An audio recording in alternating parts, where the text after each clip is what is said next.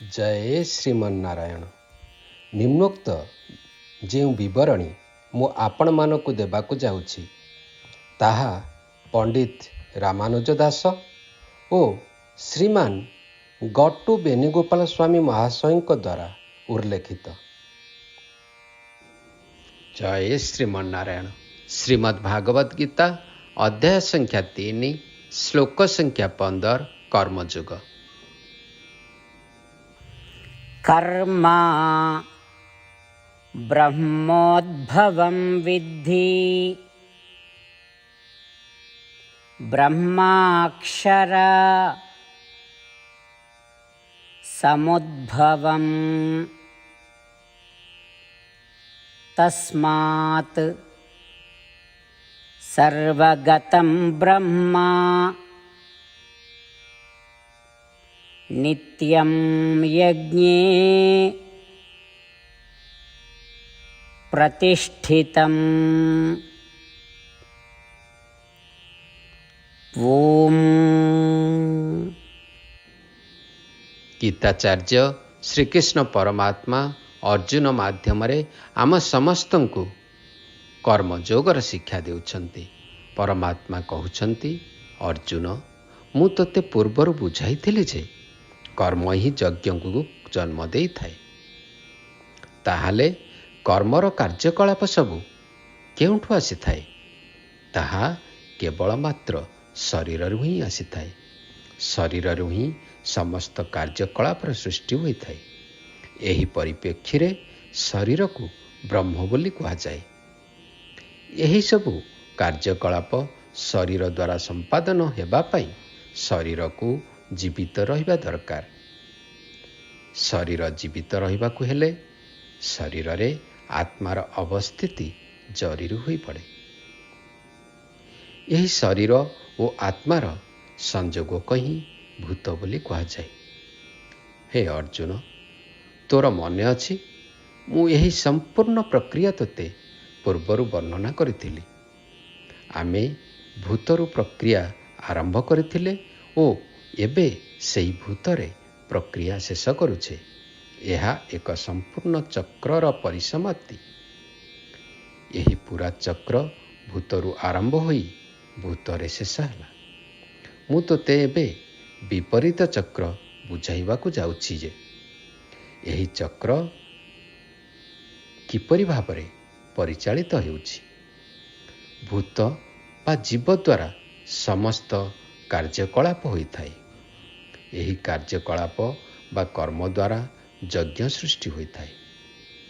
यज्ञ द्वारा वर्षा होई थाए। वर्षा द्वारा खाद्य उत्पादन होई थाए। खाद्य भूत बा जीव को सृष्टि करि थाए।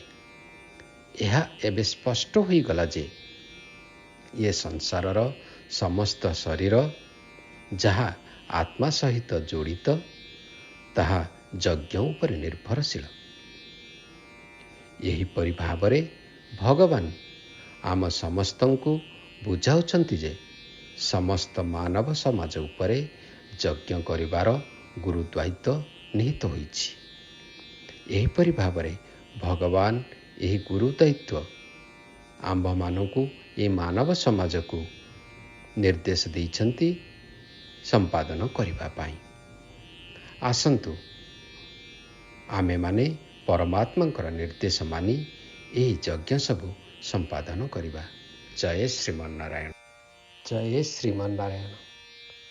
पवित्र ग्रंथ भगवत गीतार सार भगवान श्रीकृष्ण अध्याय 18 एवं श्लोक 65 रु 70 रे वर्णना करछन्ति।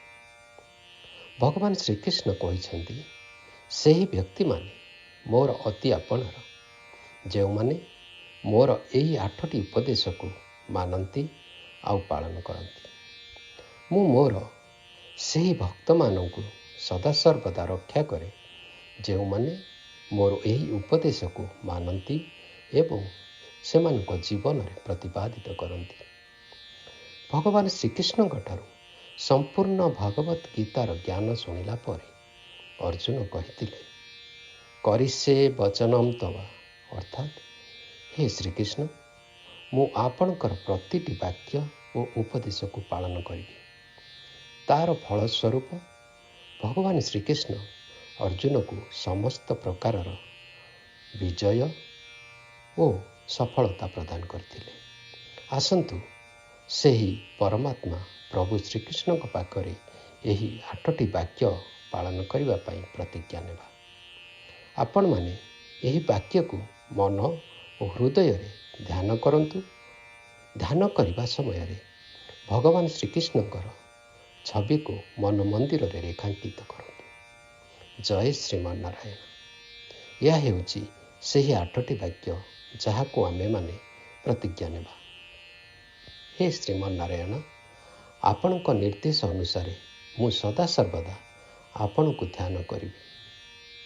ହେ ଶ୍ରୀମନ୍ନାରାୟଣ, ମୁଁ ପ୍ରତିଟି ମୁହୂର୍ତ୍ତରେ ମୋ ହୃଦୟରେ ଆପଣଙ୍କ ଭକ୍ତି ଅର୍ଘ୍ୟକୁ ପ୍ରଜ୍ୱଳିତ କରି ରଖିବି। ହେ ଶ୍ରୀମନ୍ନାରାୟଣ, ମୁଁ ମୋ ଜୀବନର ସମସ୍ତ କର୍ମ ଆଉ ଆପଣଙ୍କ ସେବାରେ ନିୟୋଜିତ କରିବି। ହେ ଶ୍ରୀମନ୍ନାରାୟଣ, ଆପଣଙ୍କ ପ୍ରତିଟି ବାକ୍ୟ ଓ ଉପଦେଶରେ ମୋର ପ୍ରଗାଢ଼ ବିଶ୍ୱାସ ଅଛି, ଆଉ ମୁଁ ସମ୍ପୂର୍ଣ୍ଣ ଭାବେ ନିଜକୁ ଆପଣଙ୍କ ପାଖରେ ସମର୍ପଣ କରୁଛି। ମୁଁ ସଦାସର୍ବଦା ମୋର 2 ହାତ ଯୋଡ଼ି ଆପଣଙ୍କୁ ଶ୍ରୀପଦରେ ପ୍ରଣିପାତ କରୁଛି। ହେ ଶ୍ରୀମନ୍ନାରାୟଣ, ମୁଁ ସର୍ବଦା ଆପଣଙ୍କ ବାକ୍ୟ ଓ ଉପଦେଶକୁ ମନ ମନ୍ଦିରରେ ସାଇତି ରଖିବି, ଯେମିତିକି ମାମ୍ ଏକମ୍ ଶରଣଂ ବ୍ରଜ, ଅର୍ଥାତ୍ ମୁଁ ସର୍ବଦା ଆପଣଙ୍କ ଶରଣରେ ହିଁ ରହିବି। ହେ ଶ୍ରୀମନ୍ନାରାୟଣ, ଆପଣ କହିଥିବା ବାକ୍ୟ ମା ଶୁଚାଃ, ଏହି ବାକ୍ୟକୁ ସର୍ବଦା ମନେ ରଖିବି। ଆପଣଙ୍କ ଆଶ୍ୱାସନା ଅନୁସାରେ ମୁଁ ସର୍ବଦା ଆପଣଙ୍କ ସତ୍ତାକୁ ଅନୁଭୂତି କରିବି। ତାଦ୍ୱାରା ମୁଁ ନିଜକୁ ଭୟ ଓ ଦୁଃଖଠାରୁ ଦୂରରେ ରଖିପାରିବି। ହେ ଶ୍ରୀମନ୍ନାରାୟଣ, ଆପଣ ସଂସାରର କଲ୍ୟାଣ ପାଇଁ ଶ୍ରୀମଦ୍ ଭଗବତ ଭଳି ଯେଉଁ ମହାନ ଗ୍ରନ୍ଥ ପ୍ରଦାନ କରିଛନ୍ତି, ମୁଁ ପ୍ରତିଦିନ ଗୋଟିଏ ଶ୍ଲୋକ ପଠନ କରିବି ଅଥବା ଶୁଣିବା ପାଇଁ ପ୍ରତିଜ୍ଞା ନେଉଛି। ହେ ଶ୍ରୀମନ୍ନାରାୟଣ, ଆପଣ ପ୍ରତିଟି ମନୁଷ୍ୟର କଲ୍ୟାଣ ପାଇଁ ଆଉ ଦୁଃଖକୁ ହରଣ କରିବା ପାଇଁ ଯେଉଁ ଶ୍ରୀମଦ୍ ଭଗବତ ଭଳି ମହାନ ଜ୍ଞାନ ପ୍ରଦାନ କରିଛନ୍ତି, ତାର ପ୍ରଚାର ଓ ପ୍ରସାର ପାଇଁ ସଦାସର୍ବଦା ଚେଷ୍ଟା କରିବି। ହେ ଶ୍ରୀମନ୍ନାରାୟଣ, ଆପଣଙ୍କ ପ୍ରତିଟି ବାକ୍ୟ ଏବଂ ଉପଦେଶର ପାଳନ କରିବା ସଙ୍ଗେ ସଙ୍ଗେ ମୁଁ ମୋର ଦୈନନ୍ଦିନ ବ୍ୟବହାରରେ ତାହାକୁ ପ୍ରତିପାଦିତ କରିବି। ମୁଁ ମୋ ଜୀବନର ପ୍ରତିଟି କର୍ମ ଆପଣଙ୍କୁ ସମର୍ପଣ କରିବି। ମୁଁ ପ୍ରଭୁ ଶ୍ରୀମନ୍ନାରାୟଣଙ୍କ ଠାରେ ମୋର ନିଷ୍ଠା ଓ ଭକ୍ତି ସର୍ବଦା ପ୍ରଜ୍ୱଳିତ କରି ରଖିବି। ଜୟ ଶ୍ରୀମନ୍ନାରାୟଣ। କରିଷ୍ୟେ ବଚନଂ ତବ। ହେ ଶ୍ରୀକୃଷ୍ଣ, ମୁଁ ଆପଣଙ୍କ ପ୍ରତିଟି ଗୀତା ଉପଦେଶ ଆଉ ନିର୍ଦ୍ଦେଶକୁ ମୋ ଜୀବନର ପ୍ରତିଟି କର୍ମରେ ସମ୍ପାଦନା କରିବି ଓ ଆପଣଙ୍କ ପାଦକମଳରେ ମୋର ଭକ୍ତି ଅର୍ଘ୍ୟ ପ୍ରଦାନ କରିବି। ଜୟ ଶ୍ରୀମନ୍ନାରାୟଣ। कर्म ब्रह्मोद्भवं विद्धि ब्रह्माक्षर समुद्भवं तस्मात् सर्वगतं ब्रह्म नित्यं यज्ञे प्रतिष्ठितम्। ॐ कर्म ब्रह्मोद्भवं विद्धि ब्रह्माक्षरसमुद्भवं तस्मात् सर्वगतं ब्रह्म नित्यं यज्ञे प्रतिष्ठितम्। ॐ श्रीमन्नारायण करिष्ये वचनं तव। सर्वं श्रीकृष्णार्पणमस्तु। ଜୟ ଶ୍ରୀମନ୍ନାରାୟଣ। ଜୟ ଶ୍ରୀମନ୍ନାରାୟଣ। ସମସ୍ତ ଭକ୍ତମାନଙ୍କୁ ଏକ ବିଶେଷ ଅନୁରୋଧ। ଭକ୍ତବୃନ୍ଦ, ଆମ ଜୀବନରେ ଆମେ ସମସ୍ତ କାମରେ ଶୀଘ୍ର ଓ ଯଥାର୍ଥ ଫଳ ପାଇବା ପାଇଁ ଆଶା ରଖିଥାଉ। ଏହି ଫଳ ପ୍ରାପ୍ତି କରିବା ପାଇଁ ଆସନ୍ତୁ ପ୍ରତିଦିନ 1 ମିନିଟ୍ ଆମେ ନାରାୟଣ ଅସ୍ତ୍ରମ୍ ପାଠ କରିବା କିମ୍ବା ଶୁଣିବା।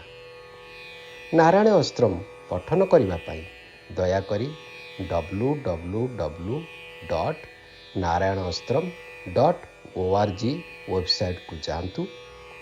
ଏହି ୱେବସାଇଟ୍ରେ ଆପଣଙ୍କ ଇମେଲ୍ ଦେଇ ରେଜିଷ୍ଟର କରନ୍ତୁ। ତାପରେ ଆପଣମାନେ ଇମେଲ୍ ଦ୍ୱାରା ଏକ PDF ଫାଇଲ୍ ପାଇବେ। ଏହି PDF ଫାଇଲ୍ରେ ଗୋଟିଏ ରାମାୟଣ ଶ୍ଲୋକ, ଗୋଟିଏ ଗୀତା ଶ୍ଲୋକ ଓ ଗୋଟିଏ ବିଷ୍ଣୁ ନାମମ୍ ରହିଛି। ଏହି ତିନୋଟିର ମିଶ୍ରଣକୁ ନାରାୟଣ ଅସ୍ତ୍ରମ୍ କୁହାଯାଏ। ପ୍ରତ୍ୟେକ ବ୍ୟକ୍ତି ଭିନ୍ନ ଭିନ୍ନ ମିଶ୍ରଣର ନାରାୟଣ ଅସ୍ତ୍ରମ୍ ପାଇବେ। ଯେତେବେଳେ ସବୁ ଭକ୍ତ ଅନ୍ୟ 24,000 ଭକ୍ତମାନଙ୍କ ସହିତ ମିଶି ଏହି ନାରାୟଣ ଅସ୍ତ୍ରକୁ ଶୁଣିବେ କିମ୍ବା ପଠନ କରିବେ, ସମ୍ପୂର୍ଣ୍ଣ ରାମାୟଣ ପାରାୟଣ ଗୋଟିଏ ଥର, ସମ୍ପୂର୍ଣ୍ଣ ଶ୍ରୀମଦ୍ ଭଗବତ୍ ଗୀତା ପାରାୟଣ 33 ଥର, ବିଷ୍ଣୁ ସହସ୍ରନାମ ପାରାୟଣ 24 ଥର ସମ୍ପୂର୍ଣ୍ଣ ହୋଇଯିବ।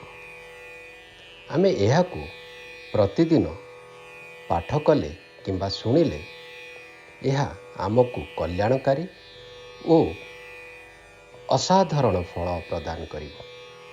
ଦୟାକରି ଯାଆନ୍ତୁ, ଆପଣମାନଙ୍କ ପରିବାର ଓ ପ୍ରିୟଜନମାନଙ୍କୁ ମଧ୍ୟ ଏହି ନାରାୟଣ ଅସ୍ତ୍ରକୁ ସବସ୍କ୍ରାଇବ୍ କରିବା ପାଇଁ ପ୍ରବର୍ତ୍ତାନ୍ତୁ। ଜୟ ଶ୍ରୀମନ୍ନାରାୟଣ।